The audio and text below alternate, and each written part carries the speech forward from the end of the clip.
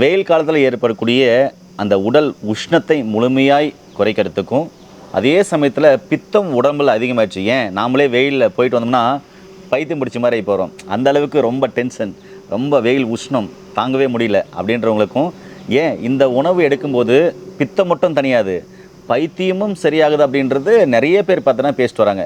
அதாவது மகான்கள் முதற்கொண்டு, சித்தர்கள் முதற்கொண்டு, மருத்துவர்கள் முதற்கொண்டு பேசிட்டு வராங்க. இது என்ன அப்படின்னு சொன்னாக்க, சாதாரண பாசிப்பயிறு கஞ்சிங்க. இது எப்படி எடுக்கணும்னா, 1 டம்ளர் பாசிப்பயிறுனா 3 டம்ளர் அரிசி. இது 2யும் நைட்டில் ஊற வச்சுட்டு அடுத்த நாள் காலையில் பார்த்தீங்கன்னாக்கா, நீங்கள் நார்மலாக ஒரு பாத்திரத்தில் தண்ணி ஊற்றுவீங்க, இல்லை குக்கரில் முதல்ல தண்ணி ஊற்றி இதெல்லாம் போட்டு கஞ்சி கொதி வைப்பீங்களா, அது மாதிரி இதெல்லாம் போட்டு இதில் என்னென்ன சேர்த்தணும் அப்படின்னு சொன்னால், ஒரு துண்டு இஞ்சி, அதுக்கப்புறம் பார்த்தீங்கன்னாக்கா சின்ன வெங்காயம் நல்லா தேவையான அளவு, அதுக்கப்புறம் உங்களுக்கு இந்த கொத்தமல்லி தழை தேவையானதை போட்டுக்கலாம், அதுக்கப்புறம் உப்பு, இதெல்லாம் போட்டு நல்லா கொதிக்க வச்சு அந்த கஞ்சியை தினமும் குடிச்சிட்டு வந்தீங்கன்னா எப்படிப்பட்ட உடல் உஷ்ணனாலையும் பித்தனாலையும் சரியாகும். மனநிலை ஆரோக்கியமாக இருக்கும், நல்லா தூங்குவீங்க.